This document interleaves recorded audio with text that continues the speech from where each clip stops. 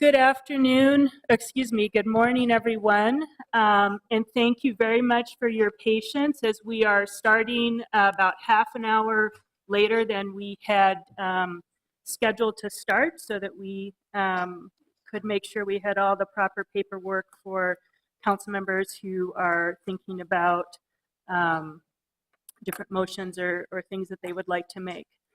We have a full house here today, and I want to say thank you to everyone for being here. And thank you. I'm sure that many more are watching this meeting at a location outside of City Hall. My name is Elizabeth Glidden. I am the chair of this committee, which is the Committee of the Whole. And joining me today are Council Members Gordon, Cano, Wright, Bender, Council President Johnson, Councilmember Andrew Johnson, Council Members Yang, Quincy, Goodman, Fry, and Palmisano, and Councilmember Abdi Warsami is out of the country on a planned absence. I have our main order of business today is consideration and potential amendments to the proposed municipal minimum wage ordinance. And before we do that, I just have two very short items of housekeeping to get to. The first is directing the city clerk to include all public testimony and comments regarding the municipal minimum wage ordinance, including comments submitted following the conclusion of the public hearing, which was conducted June 22nd, 2017, and through final action by the city council as part of the public record. And this is because we continue to receive comments via email and otherwise, and we want to make sure that we are including all that in our public record for the future. So, any discussion on that motion? Councilmember Fry, did you have discussion on that staff direction? I don't think so. All in approval, please say aye. Aye. Aye. Opposed? Next, I'm turning it briefly to Councilmember Andrew Johnson for a brief announcement about our next meeting. Thank you, Madam Chair. Normally, we would have the Information Technology Subcommittee meeting today to receive the annual Open Data Compliance Report, but given the very large item before us with this minimum wage ordinance, we will be making an exception this year and postponing this item until our next meeting, which is on July 19th, 2017. I'd encourage everyone to attend and hear more about our open data and government transparency. All right, so this is a motion to postpone that item. All in favor, please say aye. Aye. Opposed? And that item is postponed until our next meeting. I return now to discussion of the municipal minimum wage ordinance. And to be able to ensure that this item is properly before us, I will move the original version that was introduced and the subject of the public hearing so that it is before us. And this is what allows us then to make motions to amend provisions of this ordinance. And then I know several council members have passed out amendments they intend to make. There are a few additional copies up by the clerk, but we will discuss each motion as we go through it, and then they will also be available online after this meeting. So the first council member in queue is Councilmember Fry. Thank you, Madam Chair. So I have a series of three amendments that will be moving forward. The first two I will take at the same time. You should have a page in front of you. And it starts with Fry moves to amend section 40.390B and C of the ordinance to read as follows. And so I'll explain briefly what this does, and then I'll go through the amendment in detail. This takes our large businesses and phases them into $15 within 5 years, and it takes small businesses as defined as under 100 employees and phases them in over 7 years. And specifically, and I just want to thank Councilmember Glidden. I want to thank all of my colleagues on the work and the collaboration to arrive at this result. I feel strongly that we should be treating small businesses different than large. There's a different functionality Small businesses do not have the same cost restrictions and profit margins as large entities, and I do think we should account for that in the ordinance. Your small and local pizza joint is not McDonald's, and I think the ordinance at the end of the day should reflect those differences. So in front of you, this has, and I'm going to read portions of it anyway. This has large businesses beginning phase-in on January 1st of 2018, phasing in through July 1st of 2022, when they will arrive at $15. Small businesses will begin a phase-in on July 1st of 2018, phasing in to $15 plus the inflationary rate as of July 1st, 2024. There is one minor correction that I would like to make, which is on item C5. Instead of reading $13.25, it should instead read $13.50. That was a mistake. So if you correct that for the clerk. And secondly, this is the item. Fry moves to amend section 40.390E of the ordinance to read as follows. What this does is it starts the inflationary kick-in as of the 5-year point when large businesses phase into $15. So as of that point, the inflationary period will be, the inflation will be judged by either 2.5% or that set by the director. So it says it will read as minimum wage subsections B, C, and D based on the percentage increase calculated by the Commissioner of Industry and Labor in Minnesota Statutes 177.24 subdivision 1F divided by 2 in 2022 and based on the full percentage increase in each subsequent year, rounded to the nearest cent. So we have a mechanism built in whereby the commissioner will determine the inflationary rate, and then that inflationary rate will apply to small businesses as of that 7-year point. So it'll be the $15 plus the inflationary. I think this amendment accomplishes the goal of accounting for the concerns of small and local businesses. This is a 7-year phase-in. And we don't reach the $15 period until 2024.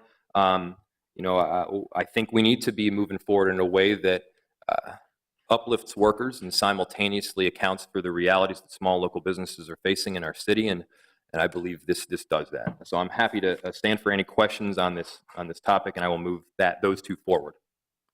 Thank you, Councilmember Fry. Is there a discussion on Councilmember Fry's amendment? Councilmember Kano. Thank you, Madam Chair. I just wanted to say that I did reach out to a few of the businesses in my ward to get feedback on the draft proposal that was published online, and definitely all the small businesses in the 9th Ward support a 2-track timeline to have large businesses phase in sooner than smaller businesses. So I'm generally supportive of this. I've talked to many of you how I think we should actually make large businesses move onto a 4-year timeline. But the feedback that I got was just that the votes were perhaps not there for that. So I understand that a lot of this has been vetted by many groups and stakeholders. So while, morally, I wish this said 4 years for large businesses and 7 for small, I'm likely going to support this as it's been presented. Thank you. I've put myself in queue. I wanted to say I'm supportive of this motion. I think we knew from the time even this draft ordinance was introduced from public comment by colleagues here that there would be more discussion and likely amendments to the phase-in to try to think about how to do that thoughtfully. I think that this is responding to issues that we've heard both from workers and from business. And so I really appreciate that took those multiple perspectives into account. And again, I support this as an appropriate compromise. Councilmember Gordon. Thank you. I appreciate this. I think that I see this as a compromise. I think I see this as a response to a lot of concerns that we heard. I know people up here and others might recall that when we first started looking at this with the staff direction, I moved that we go to a 4-year rollout for large businesses, and that was broadly supported. And clearly, we're not doing that anymore. We're going to 5 years, and for some businesses, we're going to 7 years. I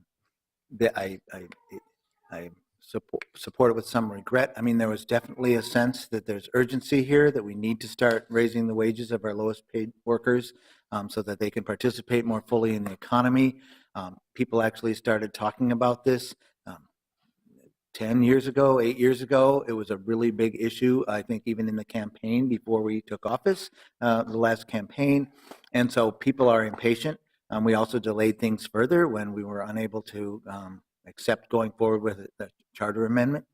In some ways, maybe this ordinance is improved a little bit over the charter amendment. In some ways, maybe it isn't. We're going to see, I guess. But I just want to know that I think it's with some regrets, and there's going to be some pain that we're stretching it out this long.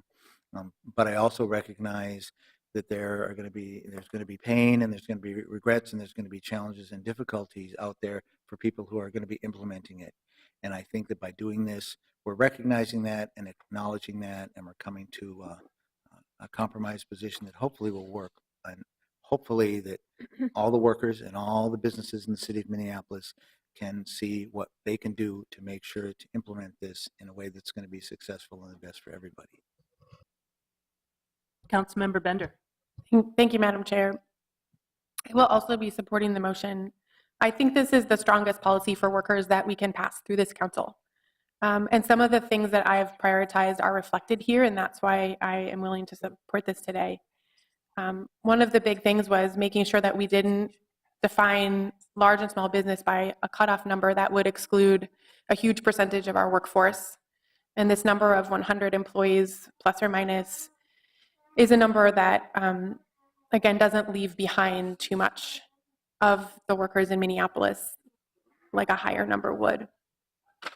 This also has a critical component that was necessary for my support, which was that the inflation for the rate of increase for the $15 starts after the first employee gets to $15.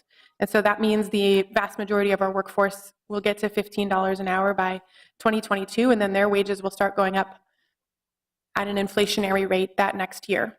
And I think that's important because, as we know, $15 an hour is still not enough for a family, a working family in our city, to make ends meet, even working more than full time.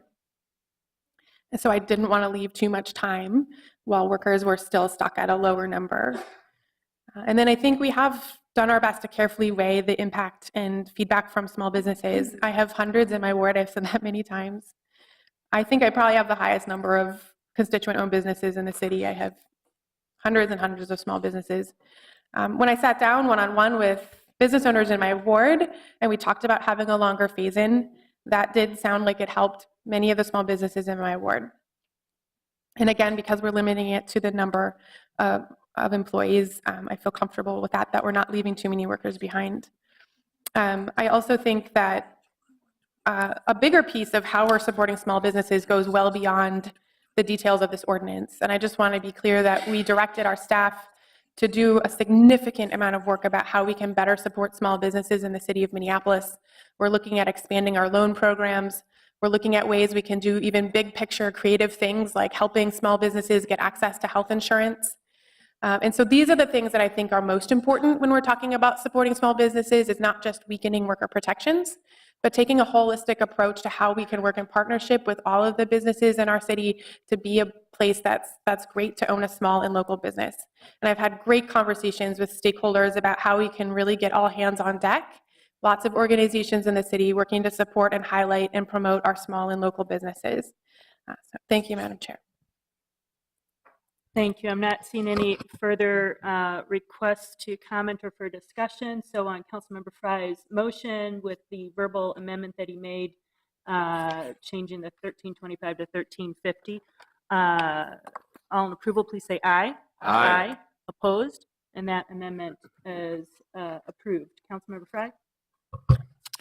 Thank you, Madam Chair. Second amendment here.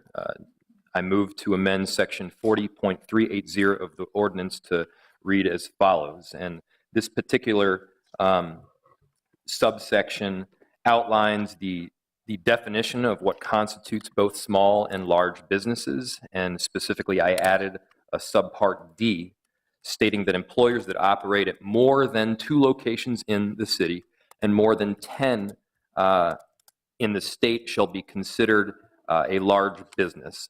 Otherwise, the above language applies for each business storefront. And this has the intention is to have a slightly different treatment for large corporations than small businesses, and to account for them as such in the definition. So I'm happy to answer any questions, and I make that motion. Okay, Councilmember Fry has moved to add a section D to the ordinance section 40.380. Discussion on that amendment. Councilmember Yang. Thank you, Madam Vice President. You know, I'm confused for this one just because, you know, there can be small businesses that are, let's say, 1-person or 2-person shops that can have several locations. And so, you know, we're either going to count employees or we're going to count businesses, but I don't think we should do both. And so I'm not going to support this. Okay. Any further discussion? Councilmember Gordon. So just to get clarity on this, this has to do with locations and not employees. And so even if you had only 1 employee at every location, which means you'd only have a total of 12 employees, and I don't know if that's realistic to imagine there might be something like that, but a little, I don't know, consulting business, that would even apply to you. So I'm worried there might be an unintended consequence. I just heard about this today and I'm just reading it now. It might be nicer if it somehow it said with all those locations, if it equaled 100, you'd be in, even though they're not in the city of Minneapolis. I'm just not sure how to improve it to fix that. But I wanted to put that out there that there might be, you might have a small architecture firm, for some reason you decide to have an office in Duluth, think, I don't really know what kind of business it would be.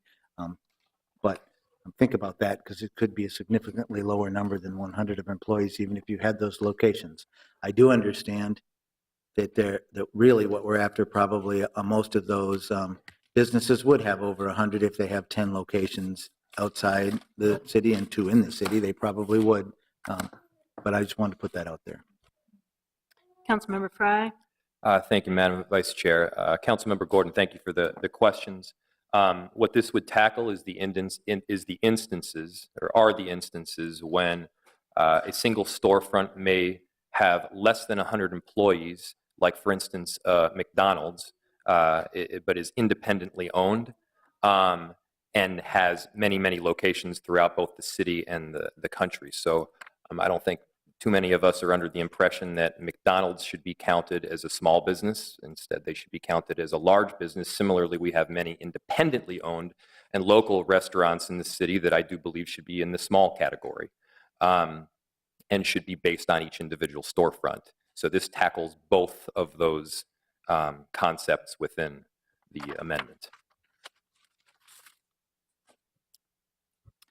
I'm going to put myself in queue.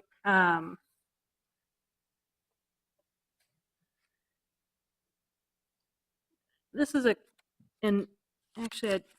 question for the city attorney. Can you just refresh us on what's covered under the definition of employer? And I'm turning to that myself. As I remembered, the definition of employer is fairly broad and it mirrors the state definition.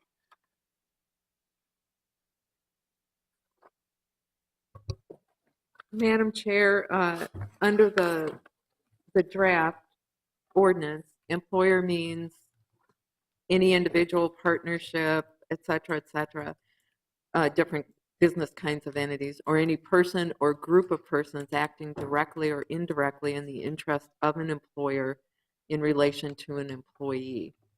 And then there are exclusions for other governmental entities that the city lacks the jurisdiction to legislate. Okay. So depending on fitting that definition, you would count the employees in these other locations under our general definition anyway, even though there is no, exclusion, at least under this version of the ordinance, of anyone. Yes, that is They're all correct. It's a covered. fairly broad kind of common Okay. ownership, even if perhaps they're separate legal entities. But if there's common ownership or a joint employer kind of situation, they should be covered. Okay. Any further discussion of the proposed amendment? Councilmember Gordon. Okay, so I thought of a better example. My brother-in-law, when his business was really going strong, he had something called the Cooper Fixery, where he repaired watches. He had his original shop on the second or third floor of some business on Nicollet Mall. Then when he married my sister and they had kids, he started opening these kiosks in the mall. So he had one at Rosedale. He had, I think for a while, he even had one at the big mall out in Bloomington. He lived in Duluth, so he had one in Duluth. He very easily could have got to 10 of those scattered around, and he would have one employee working at a time at the kiosk doing the business for him, and the watches would get collected and repaired and sent back. And he probably never, maybe he got to 100, but let's say he never actually had 100 employees. If he had had two in Minneapolis, maybe one out at the quarry or something where he had a little spot where he could set up, who knows. He would have then had to be considered a large business. And that's just that. All I'm thinking about is, do we want to put that on them? I probably wouldn't even have been that big of a deal whether he gets to 15 in the 5 or the 7. I don't know. But that's an example that comes to mind, which I think is better than my other ones where I was punting on a law firm or an architectural firm or something like that, because it really happened. So I'm not sure where I land on this. I'm probably supportive. Oh, I'm sorry, Councilmember Gordon. Okay, I'm done. I cut you off. Yeah, I appreciate that. That's a service you've done to everybody here. Okay. All right. Councilmember Frye. Thank you, Madam Chair. Answering Councilmember Gordon's question, in the example that you gave, that individual would be considered a small business because there's an and, not a but. So it says employers that operate at more than 2 locations in the city and more than 10 locations outside of the city, and something tells me that this particular individual did not have more than 10 outside the city. So they would still be within the small, and it would accommodate your concern. Councilmember Bender. Thank you, Madam Chair. That clarification was helpful. I had intended to say I support the intention that Councilmember Frye articulated when he described this, and I think I'm just not sure that. I think that my questions would have to do kind of what Councilmember Gordon was saying, is that does this specific language reach what you articulated with the larger chains? So. Councilmember Gordon. I think I'd be more comfortable if it had an additional and said and has a total of at least 100 employees in all these locations or something. Because I think my brother could have gotten to 10 stores around the state and maybe not hit that, my brother-in-law, not hit that threshold. So if that makes any sense. And we can always think about this a little bit more and come back on Friday to make some of these amendments too if we get stuck. I don't want to hold us back too much. Okay. Anything further, Councilmember Frye? Okay. So he has moved this. We'll vote on this, and if we need to make a language tweak on Friday, we can do that. So Councilmember Frye's motion is in front of us. We've had a lot of discussion. All in favor, please say aye. Aye. Opposed? That item is approved. Councilmember Frye, do you have further motions? Okay. Madam Vice President, Yes. to the first amendment that Councilmember Frye offered, with apologies, it seems that we may have a Scrivener error, and I wanted to clarify. The Councilmember did clarify for us that on subsection C, number 5, it should be $13.50. Correct. But on number 6, it says $14, but indicates $14.50 in numerals. And so I just wanted to clarify what the actual action should be that we record in the record. Madam Chair, Mr. Clerk, it should say 1450 as it is enumerated. Thank you for that correction. All right. Councilmember Bender is next in queue. Thank you, Madam Chair. I would like to move the motion by Councilmember Reich, myself, and Gordon. And this is regarding the language around youth wages. And there should be a copy in front of everyone. And I defer to Councilmember Reich if you wanted to comment first, and then I could add myself after that. Thank you, Madam Chair, and thank you, Councilmember Bender. Yeah, this is sort of a reflection on some of the input and testimony that we had on our hearings. It's also a reflection of direct constituent feedback from the youth themselves. I had a few classrooms that dedicated 2 to 3 months on what this meant to them as the youth that are implicated in this policy. They did the research 3 months worth. They made the case, was quite articulate, and recognizing that when they are employed, they're employed in a serious manner, and this reflects that notion. Okay, so Councilmember Reich, Bender, and Gordon have moved this section, which would amend section 40.390D, which relates to youth employment. Any further discussion of the amendment? Councilmember Bender? Thank you, Madam Chair. I just wanted to just go a little bit briefly into the details. So this would lower the age, which is considered a youth worker, to 18 years old. And it would shorten the period of time of employment for that to 60 days from 90. And then it also includes language that specifies that this should be a training program, not just any job that a youth of a certain age happens to hold for a certain number of days. And our intention with this was to still be supportive of many employers in our city that provide training opportunities for youth. They're really important parts of the pipeline. And we do have a lot of industries, I know, in our city that have a job shortage, essentially. They are looking for more trained workers. So we want to make sure we're supportive of the training programs that our employers offer. But this also just is making clear that we don't mean to exclude people of a certain age from the minimum wage just because of their age when they're working the same job as an adult of a different age, right? So that's what the details here articulate. Thanks, Madam Chair. Councilmember Goodman. Thank you, Madam Chair. Philosophically, I agree with Councilmember Bender's point with regard to youth workers, but I can't imagine the last sentence is legal, and I cannot imagine how we would enforce that. I'm interested in the city attorney's opinion about this. That sounds good, but are we going to have people claiming discrimination? They're going to come to the city every time somebody potentially could be replaced, maybe for a reason that would be a different worker or maybe not. I just cannot even imagine we could get into telling employers who they can and can't hire and fire and actually enforce that. Okay, so I'm going to take that as a question to the city attorney. And she is looking at that, and then I think Councilmember Bender also had some input. Thank you, Madam Chair. I just wanted to note that that was in the original language. I know, and I see it. So I see it as I'm super interested in how the city attorney would be enforcing no employer can do this. I mean, essentially what we're saying is you can't hire and fire at will. We'll have all these discrimination complaints. Isn't this potentially a concern about taking down the entire ordinance in terms of putting this kind of language in, making promises we can't keep? Madam Chair and Councilmember Goodman, I don't really want to give a legal opinion on this in public.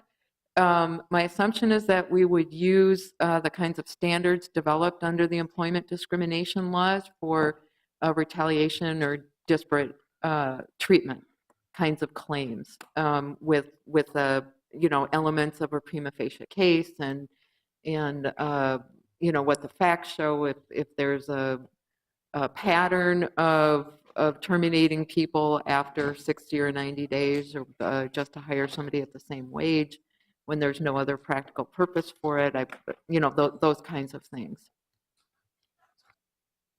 Okay, Councilmember Goodman. Did you have anything further? I just feel like this leaves us open for anyone who doesn't like the whole ordinance to come in, and I don't understand how this would work at all. And also, would this fall under a private cause of action, or is the city actually going to be the legal entity enforcing this? Does that just start a whole bunch of litigation? I mean, we've already been sued by the chamber. Is this just basically saying to the chamber and everybody else, here's a part that potentially could have a legal problem?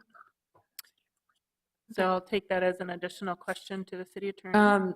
Madam Chair and Councilmember Goodman, my wonderful civil deputy Eric Nilsson just refreshed my memory that in fact this language is taken straight out of the state wage hour law.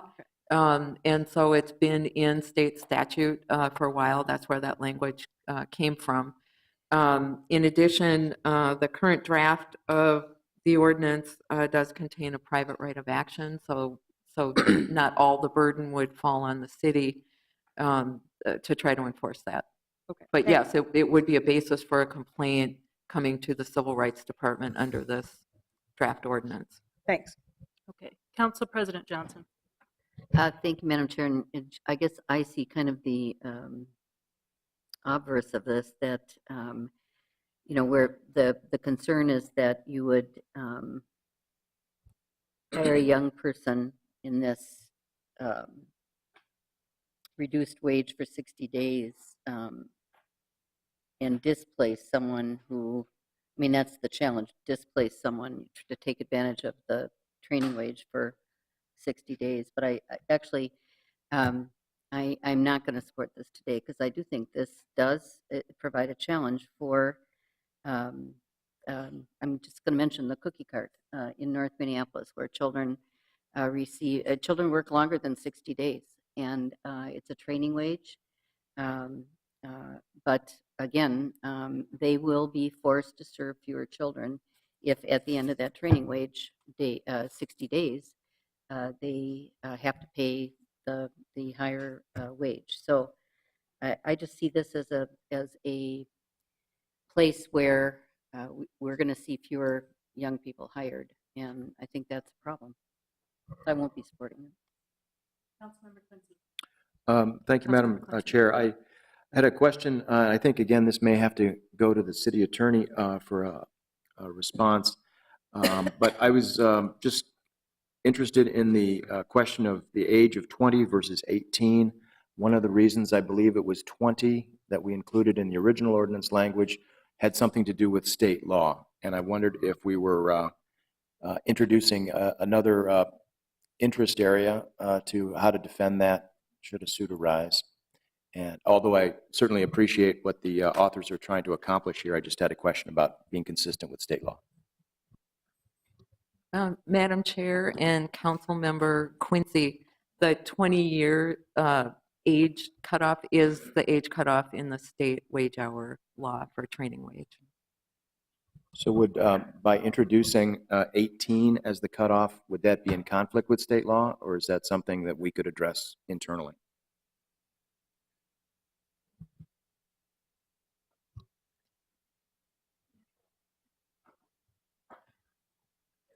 Yeah, Madam Chair and Councilmember Quincy, that's something I do not want to answer off the top of my head. Yeah, I realized I was asking for a legal opinion without any background, so I apologize for that question. But that's my interest in this question, and probably why I will not be able to support it. Thank you.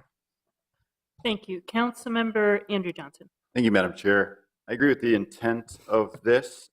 Something we heard testimony of, college-age students that are worried about getting paid less and having trouble making their bills. And, if you're doing equal work as adults, you should be paid the same. It shouldn't be you getting less just because of your age. So I can support that concept in here. I did want to mention that I'm separately working with staff still, and we'll bring something forward after today, because there is, to me, a separate class of youth, truly teenager jobs that are created out there where the expectations are not the same as other counterparts in the workplace, where business owners truly are creating jobs for 14-year-olds, 15-year-olds that are really there to help those kids get their feet wet in the workplace, because they had that opportunity themselves, and they want to give them that taste of the work environment and get a chance to have some of those workplace responsibilities. So I think there's more we can do around that. I want to acknowledge that, but I also believe that if you are doing the same work as other employees at a job site, that you're paid the same wage. Sorry, lost track of my line up here. Councilmember Palmisano. Thank you, Madam Chair. There's a lot of concerns I share with those that have already spoken. Another piece of this puzzle are organizations that are training programs themselves, like Better Futures, for example. I would suspect, though I don't know for sure, that this could significantly impact organizations like Better Futures. I know they've had a lot of concerns with the minimum wage proposal as a whole. Also, I greatly worry about keeping the structure less confusing. To me, keeping the structures as close to the state law as possible and not making little changes within those same structure segments. To me, this is about compliance. I think we'll have more compliance if we keep it simple.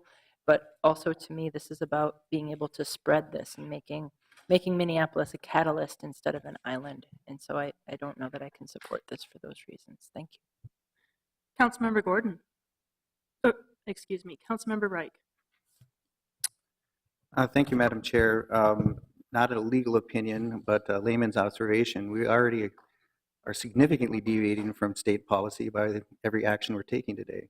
And so within that context, I think this small thing, if there's adjustments to make sure there aren't unintended consequences for programs that have a special, unique situation that are serving youth in a unique and a definable way, certainly we can work on that between now and then. But in terms of the broader question of deviation from state policy, that's what we're doing here today on the whole. Councilmember Frye. Thank you, Madam Chair. While what I'm about to point out does not tackle all of the legal concerns that have been addressed, I will say that there is presently a state statute that says you can pay less than the minimum wage if you're a nonprofit with a career leadership track, and it's predominantly for 14 and 15-year-olds. So there is probably some form of preemption in that law that would tackle the concerns regarding nonprofit treatment. However, I can't speak to the remaining legal concerns, and I actually would be interested to hear what the attorney had to say in closed session. I'm also supportive of the intent. I put myself in queue here. There's pieces of this that I support, but there are some other pieces that I have questions about. I will say, not that I have to know, but I didn't know that this particular motion was coming forward, and so I don't think I can support this today. I'll say specifically, I support something that would reduce the age of who can be in employment training program. I have not had any opportunity to hear feedback on what it would take for staff to develop a criteria of an employment training program and then have a process for approving that with employers. So I feel like I need more input on that. I'm also unsure how that really works with a 60-day. I mean, is it worth it to create any employment training programs if you can only offer them for 60 days? So these are sort of like in the weeds questions that I just feel like I need some help understanding, and so I'm not able to support this as specific as it is today. I kind of wish this was something that was coming back to us so we could hear a little bit more feedback from more stakeholders and from our own staff on something that's very important clearly to a lot of stakeholders. Councilmember Gordon. Well, I'm definitely supportive of this. I think that I just wanted everybody to know that the language was crafted in consultation with the city attorney's office. I think that some of the biggest concerns actually seem to be about language that is in the original ordinance anyway. I think we heard a lot of concerns about the youth wage and what impact would it have, and every summer am I going to have to get my college job and work 90 days all summer at a lower wage, and then next summer I get my next job and all of that. That wasn't the intention when we went into this. It was all to give somebody a chance to get their first job and to get some training so that there was some time and that the employers would be more likely to give them a chance because they could start them at a training wage, and then give them more orientation, have them work with a master craftsman or wherever it was so that they could learn to do that. And I am definitely supportive of this. I would also be supportive of tweaks and changes of it. I think we can come up with alternatives. Maybe we can even come up with an alternative if this doesn't pass now, or we can come back on Friday and look at other considerations. But I think this could pass now, and then we could also make changes to it on Friday if we wanted to. Originally, it was 90 days. That made some sense. It might be really clear to us that when we look into it, we could add something about nonprofits and what does that actually mean. But we can pass this and still do all those changes by Friday. So I'm going to support it and vote for it, and I think it puts us in the right direction. Councilmember Bender. Thank you, Madam Chair. I'll just note, if this doesn't pass, I have a couple of I have a couple of motions I'll bring next that also deal with youth wages, and I think they take kind of a smaller piece, and then one gives us a bit more time, would give us 3 more months to ask our staff to develop a recommendation. We did that with one piece of the Earn Safe and Sick Time where we didn't quite get all the details worked out. So I would offer that again if this one doesn't pass. Okay, so I am not seeing any further discussion on this motion. I guess I'll just take a voice vote, and if it feels confusing, we can do something different with a roll call. All in approval, please say aye. Aye. Opposed? No. So I think that fails. Councilmember Madam Bender, Chair, did you want Can I to? ask for a voice vote on that? Sure, you can ask for a voice vote. A roll call vote. Clerk? Councilmember Bender. Aye. Councilmember Connor. Nay. Fry. No. Goodman. No. Gordon. Aye. Andrew Johnson. No. Palmisano. No. Quincy. Nay. Wright. Aye. Warsami is absent. Yang. Nay. President Johnson. No. Chair Glidden. No. There are 9 nays, 3 yeas. Okay, Councilmember Bender, you're still in queue. Thank you, Madam Chair. So I have 2 motions I'm passing out. The first one, as I just described, this is something I worked on actually with Councilmember Gordon and Reich. It takes this piece that was in the motion that we just voted on, but this is very narrowly just saying that the existing treatment of youth workers is specific to youth training programs. So we do not mean any job that a youth happens to have, like at McDonald's or the grocery store. If a youth of a certain age is doing a regular job, this would clarify that they should earn the wage that everyone else does. But it specifically says that for training programs, we would accommodate this lower youth training wage, and everything else is consistent with the state law, including the age. It has the original 90-day portion. So I'll move that. Thanks. Clerk, can we please get a column on this motion?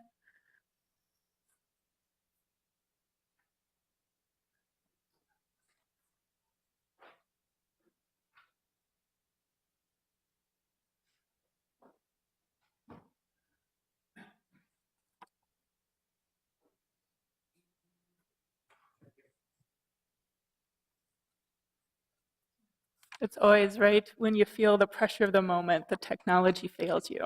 So we have other ways to do this, but it just helps people kind of line up in queue, and then we don't call people out of order. And this actually is you can take away this amendment, the First Amendment, because it's not a Second Amendment. Looks like we're having just some technology difficulties. You can. So I think just while we're waiting, we'll see if there is discussion on this motion. And I'll do my best just if you want to raise these little things to get you in proper order. Councilmember Gordon.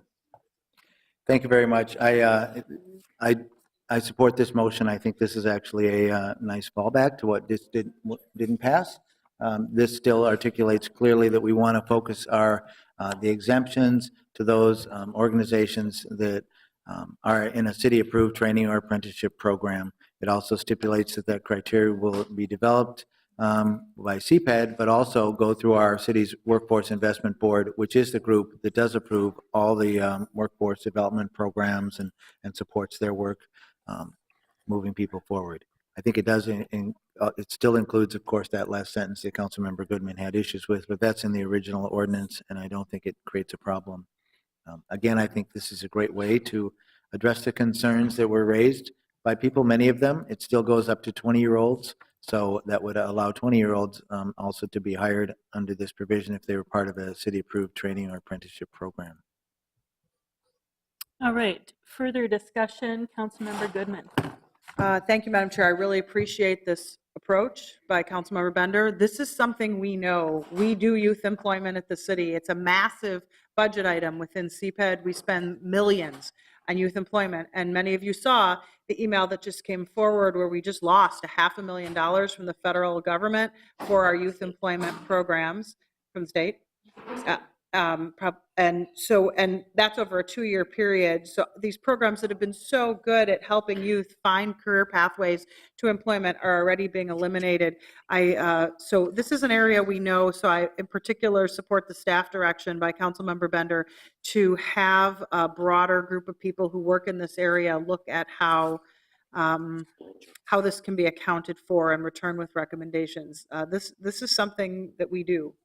And I think the intent is there. I appreciate Councilmember Bender's nuance. Okay. And thank you for speaking to both the motion on the ordinance amendment and then the staff direction, which is really a companion piece. So maybe Councilmember Bender wants to just go ahead and move that too. Any other discussion on the motion? You're in. Okay. And I'm sorry. I'm trying to get back in here. Okay. Council President Johnson. Thank you, Madam Chair, and I'll support this. I do think it is important to recognize that, there is a season that young people are looking for work, and this ability to use their summer time, and it is 90 days, almost 90 days, that they're available for, as Councilmember Gordon said, their first job. We want to incentivize people to hire them, to get them into these training programs. And I really like the staff direction, I have to say, Councilmember Bender, about having us look at these programs and understand them more fully about, perhaps how long people have in their have young people in their program, that kind of thing. And also recognize Councilmember Gordon's concern that you wouldn't want someone to be in the same place 3 years in a row or something like that. So I think this gives us some chance in time to understand where we're coming from. And as Councilmember Goodman said, we have these young people that are involved in Step Up. Our park board hires around 500 people, young people every year, usually young people, not all young people. But they're the playground supervisors. They're the people that help, get the meals out at the parks in the summer, and it's great employment for young people. And it's, I don't think we want to disadvantage that in any way. All right, thank you, Councilmember Frye. Thank you, Madam President, Madam Vice President. Is this particular amendment severable from the rest of the ordinance? 1, and 2, is the final sentence severable if for some reason it's determined to be not legal? Okay, I'll take that as a question to the city attorney.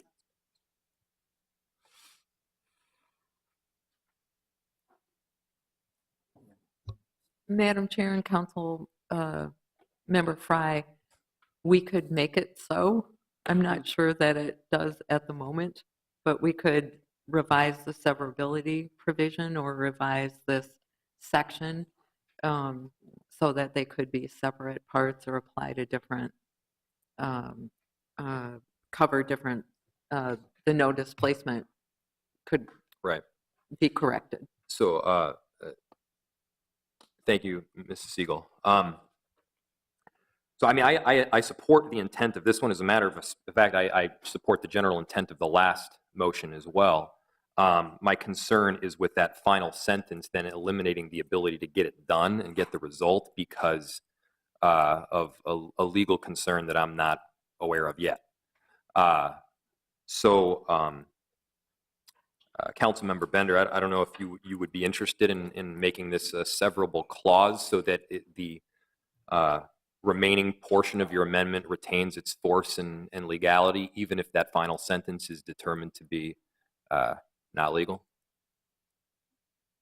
Madam Chair, I have no problem with that, and it seems like maybe that would be something we could ask our attorneys to work on with you before Friday. Is that okay?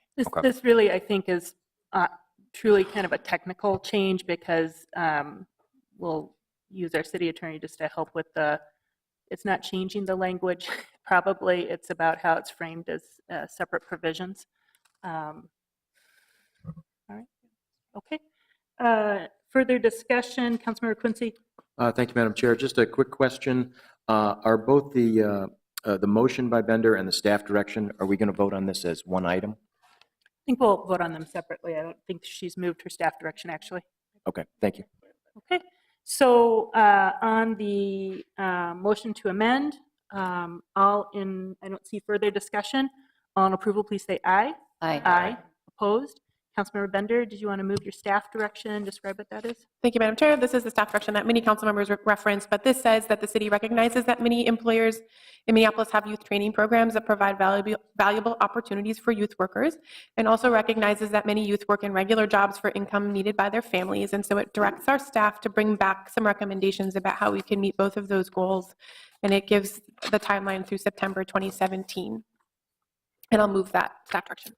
All right, that's been moved. Do we have a column on that one? I'm not sure if anybody has discussion. I'm just looking down. I don't. Councilmember Andrew Johnson. Thank you, Madam Chair. I just wanted to thank my colleague, Councilmember Bender, for bringing this forward. I think it's great staff direction and gives us the time and the ability to really dig into this and try to strike that right balance so that we don't have unintended consequences of either seeing independent young adults or college kids getting harmed here by being paid less, but also that we're not disincentivizing the creation of these first-time jobs and training opportunities. All right, I am not seeing further discussion requested, so all in approval, please say aye. Aye. Opposed? That item is approved. Who would like to be next in queue with any amendments you may have?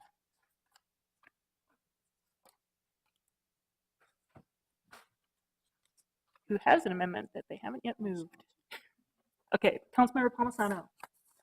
Thank you, Madam Vice President. I'd like to bring your attention to the item before you that says Amendment Number 1, motion by Palmisano and Reich. Thank you. This motion is cognizant of the fact that we're looking to move a minimum wage starting January 1st of next year for some employers in our city, and it recognizes the need to do this very carefully and to take a baseline from the aspect that we want some kind of longitudinal study. The need to start that work is really right now. So what this motion does is it asks for finance to help us find that small amount of money to do the baseline pre-work study for this large business change effective January 1st, that we can do that right away. It also says the study should be external. The coordinator has already been, has some things I have forwarded to you in your email, though it's not ready for prime time, some of the thoughts on what a minimum wage study would look like, that's more of a draft. This amendment is in coordination with the second one that Councilmember Reich will move that adds in regular reporting in the ordinance about minimum wage. So I'll just move this first one now, the 3-line one that's before you. All right, Councilmember Palmisano has moved the staff direction by herself and Councilmember Reich as the city coordinator's office to prepare an RFP for a minimum wage study and with further details in the amendment. Any more discussion of that motion? Councilmember Bender. Thank you, Madam Chair. Maybe this is more of a question for staff before Friday, but I was curious how this differs from the study that we already completed, and if that doesn't have some of the baseline data that we would be asking for. Councilmember Palmisano. I would defer to staff on what they're thinking of with this portion of the study. I do think it already, it resorts and it looks at businesses in different categories, the ones that we've outlined and the ways that we have categorized them as small and large business. It does work with the implementation schedule that we've put forward now in ordinance. I would defer to Nuria. It seems like she's moving to the So I microphone. think that our deputy city coordinator is here, but I just want to say, I think just maybe as a clarification, this is in response to the recommendation that was in the staff report to us for conducting a regular evaluation, which may be a different type of report regarding market conditions than happen to evaluate potential minimum wage increases for the Correct. city, correct? Right. Ms. Rivera Vandermeide. Thank you, Council Chair, members of Council.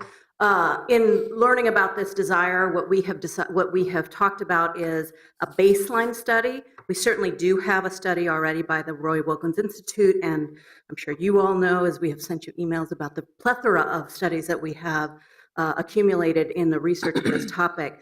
But we do, and we have already anticipated doing that this year and for next year as well, continuing to gather data on our region, on our specific industries, to make sure that we are conscious of what that looks for moving forward. I know that there's an interest too, to make sure that we do this in the future in advance of increases to future phase-in for minimum wages. So having the baseline study as of now helps us prepare better for that study, for that decision in the future. Okay, thank you for that clarification. Anything more? Okay, we have a couple more council members in queue. Councilmember Fry. Sorry, Madam Vice President. She answered the question. Okay, great. Councilmember Gordon. I just appreciate this coming forward. I think it's critical that we do a study and we get the baseline information as soon as possible. And so I am very supportive of this. I think it makes sense and lines up with everything else we've directed staff to do and to work on. And I know that they've teed up what the study would include in that already. So I think we're on our way to getting the RFP done in plenty of time. All right, I'm not seeing further discussion. So on the motion in front of us, all in approval, please say aye. Aye. Opposed? Anything further, Councilmember Palmisano? No. Councilmember Reich. Thank you, Madam Chair. And sort of as a companion piece to the staff direction, embedding this further into the ordinance itself, it's similar language with similar intent, and it's before you. Reich moves to amend section 4450 of the ordinance, basically stating that we will be doing a study and it's part of the mechanics of the ordinance moving forward. Okay, thank you. So discussion on Councilmember Reich's motion, which would bake into the ordinance the staff recommendation of performing a regular report regarding economic and market impacts. I'm not seeing further discussion, so all in approval, please say aye. Aye. Opposed? And that amendment is approved. Councilmember Reich? Anything more? I defer to see if there are other motions coming forward. Okay. Councilmember Andrew Johnson. Thank you, Madam Chair.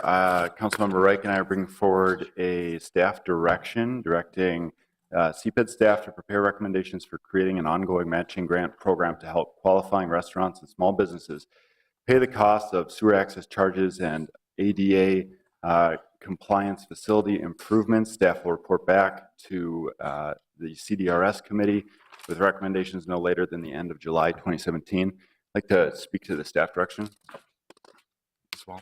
Go ahead, please. So we have a lot of great work happening by the Small Business Office, and I look forward to presentation before the City Council on that work that's coming up. A lot of great supports that are really necessary for our small businesses. These two particular items, SAC fees and ADA compliance, are big expenses that businesses face. They can oftentimes be a hurdle for opening up. They can be a hurdle for expansion, and they can also be the straw that breaks the camel's back in some cases as well. These two items, and looking at a matching grant program, was not in scope, something not in scope for our small business office, and it's not part of the work that they've been doing thus far.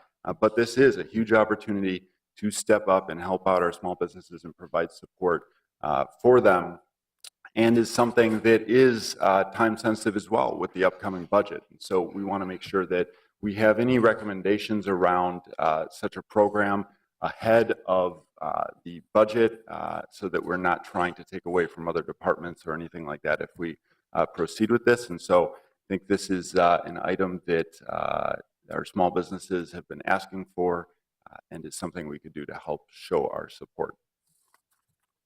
Councilmember Bender. Thank you, Madam Chair. Well, I appreciate the intention of this, but I'm not going to support this. Councilmember Johnson and I were actually working with some folks in the small business community along with our coordinator's office and planning for a much bigger presentation of all of the work that our staff is doing around small business support. And that includes things I mentioned earlier, but some of the things are expanding our revolving loan program, looking at how we provide technical assistance.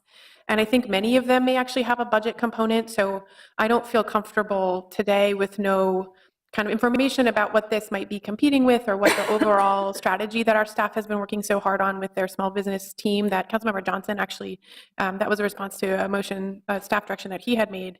And I know they're ready to come to Committee of the Whole at any time. They were ready to go in May, so they could make that presentation even yet at the next Committee of the Whole meeting and give us a chance to look at their overall recommendations, the changes they're planning to make, and then anything that might have a budgetary component to it, and kind of consider them all as a holistic package rather than just taking up this one item on its own. Further discussion on this motion? All right. All in approval, please say aye. Aye. All opposed? Nay. That item passes. Councilmember Andrew Johnson, did you have anything further? No, Madam Chair. Councilmember Wright.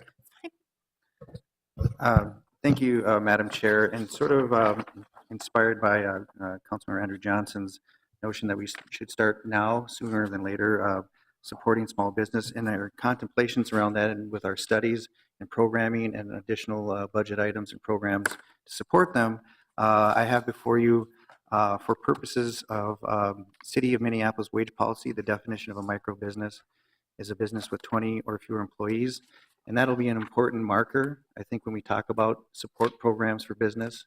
That'll be an important marker for when we study small business impacts moving forward with this policy. It's just a little bit more of a nuance in terms of distinguishing this size of a business versus 100 or 500 as we do our analysis and as we design programs to support small business.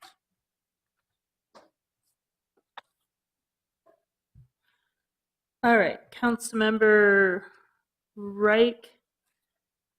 And let me just make sure I'm going to put myself in queue. I feel a little bit confused on, is this a motion to amend the ordinance, just because I don't see where it would fall within the ordinance. So, and I just asked that because perhaps you meant it as a staff direction to ask for feedback from staff that then we could consider incorporating into the ordinance. And based on your answer, I have some feedback on this, but if you could maybe clarify your intention first. In the format of a staff direction, I think would be appropriate. Okay, so you're thinking of this as a bit more of a staff direction. Okay. I'll say and maybe let's just see here. If I might just suggest, and I can kind of take a look at this, maybe something that's a little bit more of a question to staff to respond to. Again, because I want to make sure I'm understanding your intent, and this is just my being in queue here. I will say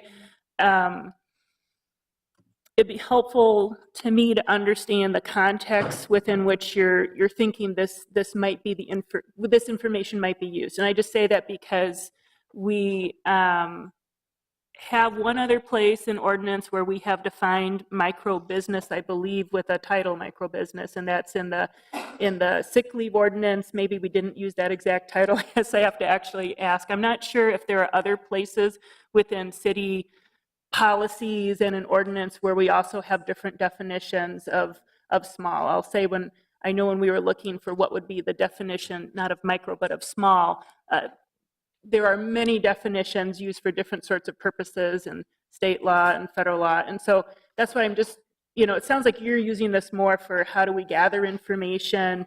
How do we then see, are there programs that are appropriate to serve this range of business? And I'm just not sure if this part of the question I would just say to staff might be, what should be the definition based on what your intent is to kind of get back? And I'm sort of rambling here, but that's because this is sort of a big topic. I know we've also looked at the state uses markers of what's your revenue to determine small versus large, and sometimes number of employees is helpful, sometimes not so helpful. So anyway, just trying to understand what your intention is, and then how I'm willing to support, figuring out how we can help do that. I just feel a little bit unclear. So. Madam Chair, all good points, and it speaks to the importance of the intent with the proper context. And so with that, I will defer this to Friday for vote until there's further clarification and a proper contextual home for what we're trying to accomplish here. Okay, thank you. So Councilmember Reich has taken that motion off the table. Councilmember Bender, did you still want to comment?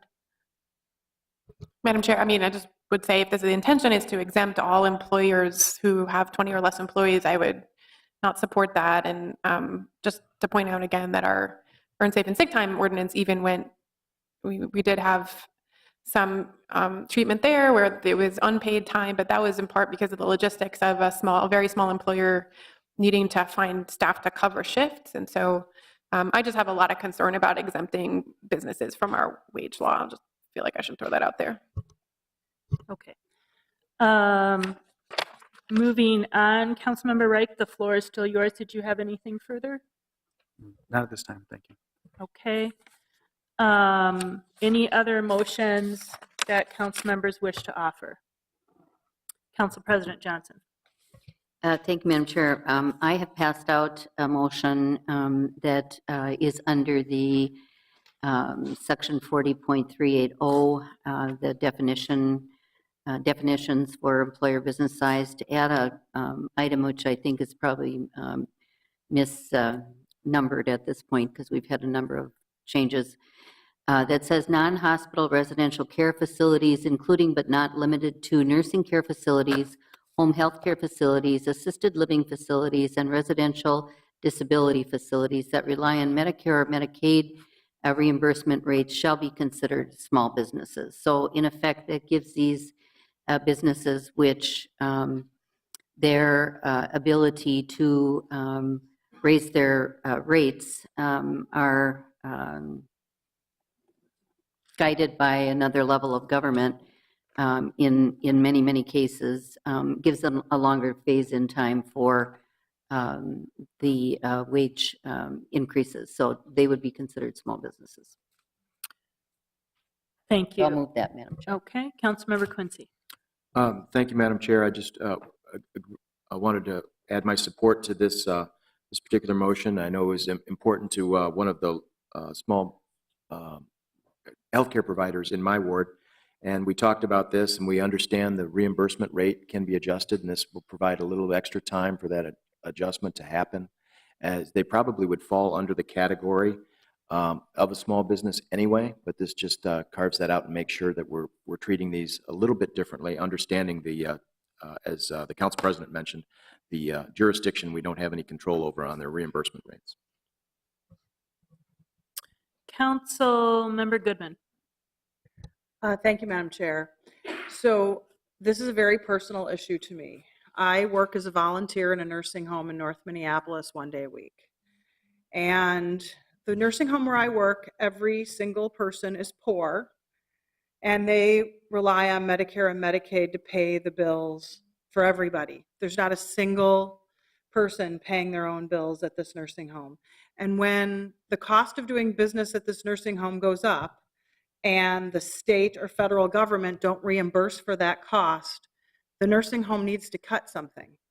And I've unfortunately had the privilege of seeing what happens when there's a financial crisis in a nursing home, because it means that lights are on longer because the poor nurses who are there can't respond as fast as they need to.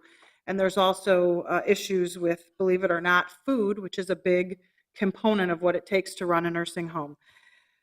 So I see it on a daily basis, or weekly actually basis, where I volunteer.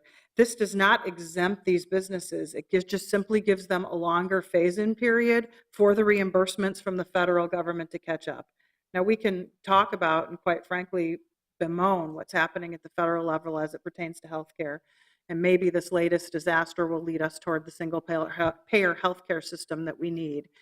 But until that time, I can't, knowing what I know, working where I do as a volunteer, I just can't vote for something that I think in the end will result in less care for people in a nursing home or in a home with people with developmental disabilities. So this does not get them out. To be honest, the LPNs and RNs and people who work in these nursing homes are not high paid. And they do really super hard work every day, and they deserve to have a higher wage. I do not. I think that's an important thing. But when the feds and the state don't keep up, something has to be cut somewhere. And so I really think a longer phase-in period is a huge deal for them. I've been talking about this in this debate from the very beginning. When Councilmember Gordon came to me yesterday and said he was hearing about it too, I was very grateful that he stepped up as well. And I just think that we need to balance the needs of these employees who have so much incredible stress for what they do with the needs of the residents who are very, very poor, who live in most of these facilities. Thank you. Excuse me. Councilmember Bender. Thank you, Madam Chair. I also have a senior care facility in my ward and met with them many months ago. And my understanding is actually a bit different. So I think council members are making important points about the stresses on these facilities. But my understanding is that when the state minimum wage increase was passed, that the state legislature also passed a change to how the reimbursement rates are set in order to accommodate that minimum wage increase. And so that does allow for the reimbursement rates to increase as wages go up. So I don't plan to support the motion because, again, my understanding is that that issue of reimbursement rates is not really an issue anymore under the state law. And again, I mean, we've made a lot of compromises to move out the amount of time that it takes for employees in our city to get to what isn't even a living wage. And so I just, from my perspective, is I just don't want to add more employees to that category. And I'm just not actually sure that it's going to really, so I know, I just want to acknowledge that these facilities are asking for this change. However, when I talked through it with the one in my ward, it actually sounds like they're paying higher than the state minimum wage now, significantly higher. And also a lot of them are offering like training programs, English language programs, nursing training programs for the employees because they're having a lot of trouble recruiting and retaining employees. So anyway, just based on all the information that I've collected on this issue, I just that's why I won't support the motion. Councilmember Frye. Thank you, Madam Chair. This is more of a question to anyone that does have the answer. I want to understand better how the reimbursements work for Medicaid and Medicare. I mean, is it based on area median income? Is it based on, I just don't know. Is it based on each individual care facility? So, Councilmember Frye, I guess I would ask if there is a staff member who would answer this. I'm sure, this is not a meeting for public comment. I'm sure there are experts out there that we can ask, or you yourself can ask, if that would help you in trying to understand the issue between today and Friday. So I will just say, I don't know if any of our staff members had requested information on this pursuant to councilmember questions that they feel confident in sharing, and if not, then we should probably ask those questions to the experts who deal directly in this, and that would probably happen after this meeting, to your question. Okay. Council President Johnson. Thank you, Madam Chair. Actually, I did do a bit of work on this because this is something I've been concerned about. And it is the case that the reimbursements have been changed, and I want to thank Brian Elliott from SEIU for educating me on this issue. But there is a lag time because your reimbursements are based on what you expended. And so there is a time lag for your ability to get that new higher rate because your costs have gone up. But I also think, and I think people are, there are different rules for nursing homes versus residential disability facilities. They have not gotten this reimbursement rate that is tagged to what their costs are. They've asked for it, they haven't got it yet. And so I think this is just a really challenging area for us. And as a city, you know, we are the home to a lot of these facilities. And these are people, you know, even at receiving these rates that they get from Medicare and Medicaid, most of these facilities also have to raise private funds to even come up with the a standard of care that is a reasonable standard of care for their patients. And so I would say yes, nurses and LPNs in these facilities probably do make more. Perhaps the nursing assistants also make more than what we are requiring in this minimum wage. But there are also people in those facilities that don't meet our criteria, or right now, minimum wage standards. So aside from the state minimum wage standards, they will not meet our new wage standards. So that's why I'm putting this forward today.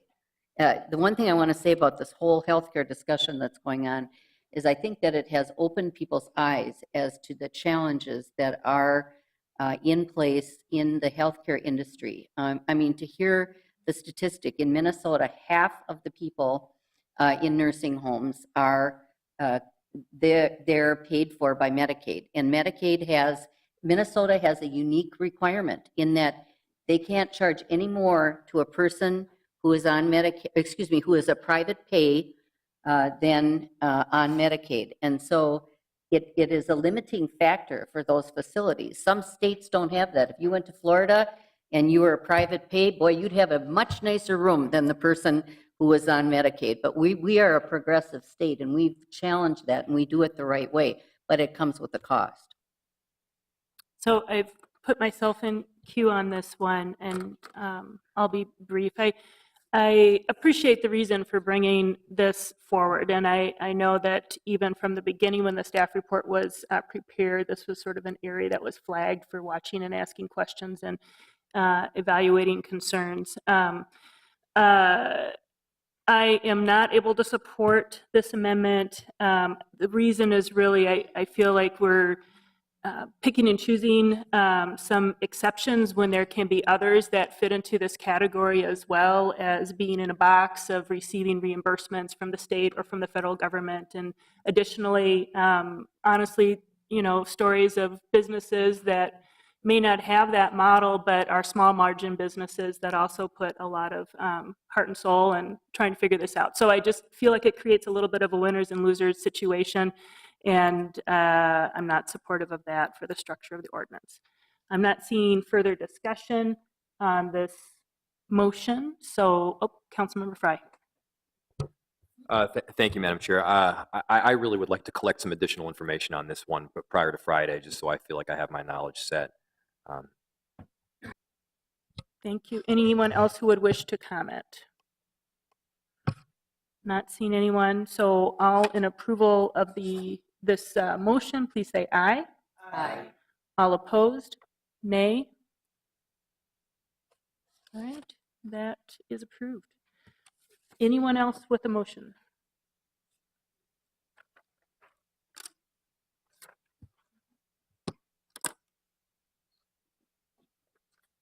Councilmember Reich. Thank you, Madam Chair. Before you have a motion, and it's basically in addition to what's already in the ordinance 4380, and it basically includes, and it's A, B, C was in, and D is the addition, and it adds ex-offender transition or employment programs shall be considered small businesses. And if I may speak to that. Please do. Thank you.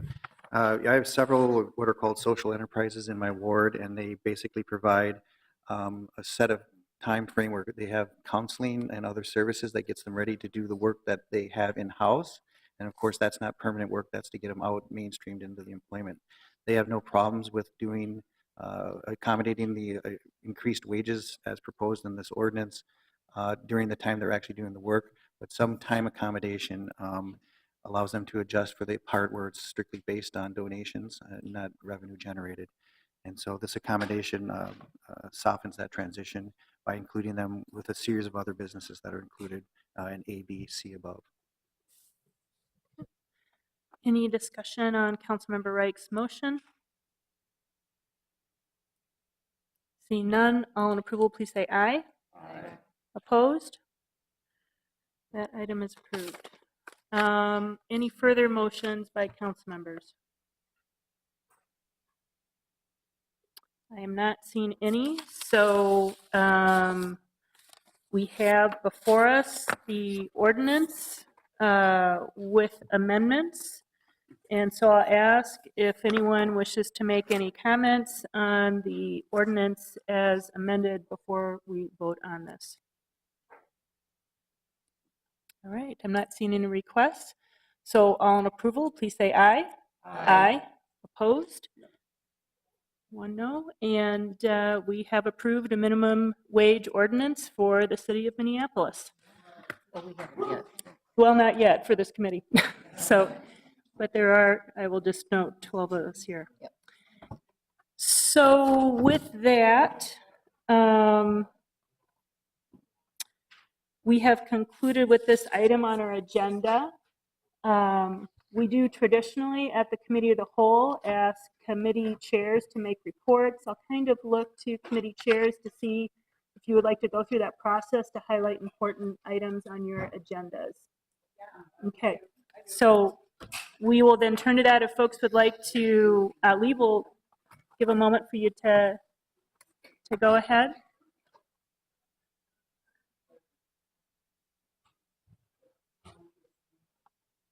All right. For the Community Development and Regulatory Services Committee, Councilmember Goodman. Thank you, Madam Chair. The Community Development and Regulatory Services Committee is bringing forward 17 items for our approval on Friday. I will note perhaps one of the city's longest standing goals of purchasing the land surrounding the Kmart to be able to eventually reopen Kmart at Lake Street is on this agenda, and I would argue that in addition to the minimum wage proposal, that's a pretty major item and should not go unnoticed on Friday. In addition to that, there's a report on our agenda on item number 15, which is some grant agreements that we're moving forward with regard to our Business Technical Assistance Program called BTAB. And I would urge folks interested in small business issues to read this report.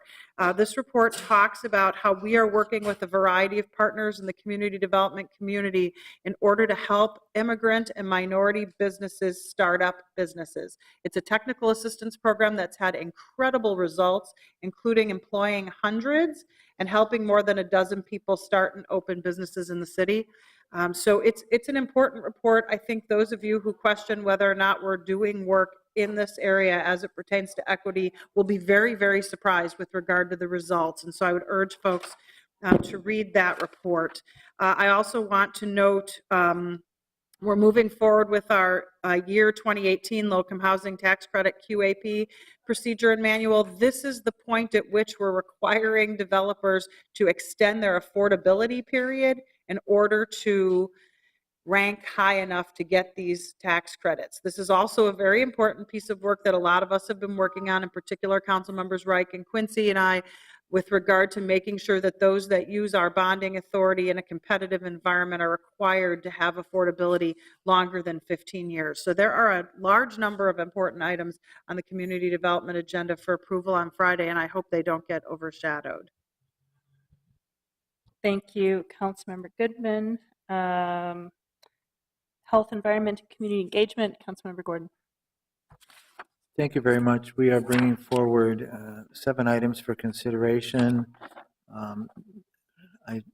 One of them, we are passing recommending passage of an ordinance having to deal with selling and sorting on streets ordinance to allow some more selling there. I encourage people to check the agenda and read the other reports. We also approved the funding for the One Minneapolis Fund, some appointments to some committees, and maybe the most significant thing was just a staff direction.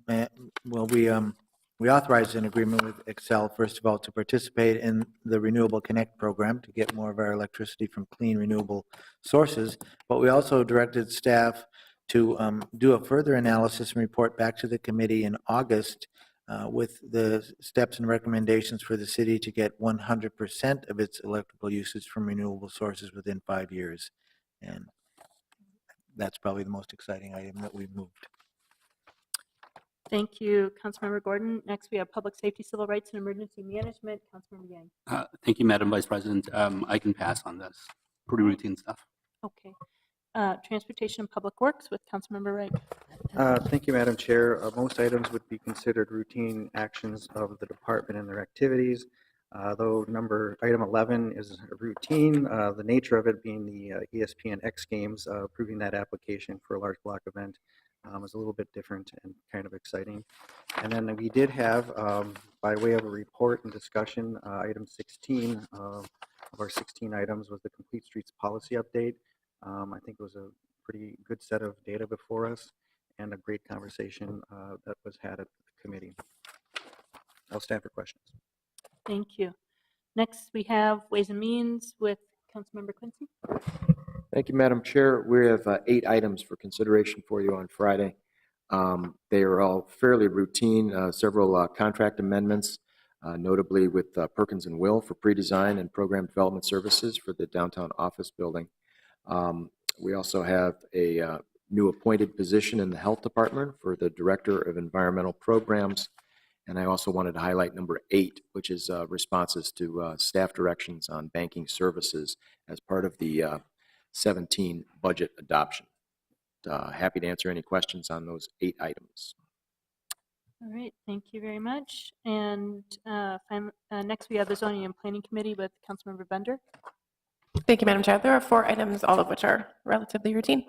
Thank you. We have the Audit Committee listed. Councilmember Palmisano, did you have an item? Madam Chair, we're simply forwarding the state auditor's reports to full council. That's all. Okay. And thank you. And then I'll just note that we have, not as part of committees, but on the postponed item of the agenda, the Community Safety Grant Program. If anybody wanted to speak to that here. Okay, Madam Mayor. Thank you, Madam Chair. I appreciate the opportunity to speak in committee and members of the committee. There's a postponed item, and I have been able to have conversations with members of the community. They have also been communicating with everyone here that the preference of the Little Earth community would be to remain with the original decisions made by the community. And that has been detailed to us in a letter from the Little Earth Residents Association. The MUD group actually passed a resolution last night that we should be hearing. There are some children who've put a petition together that we should be getting as well today or tomorrow. And so in that spirit, there is a motion, which I can't make, but will pass around, that has, and I know I've had an opportunity to talk to some council members and to Councilmember Cano. And because there is one group that has withdrawn, there's another group that has said they might withdraw, but that is an ongoing conversation in the community.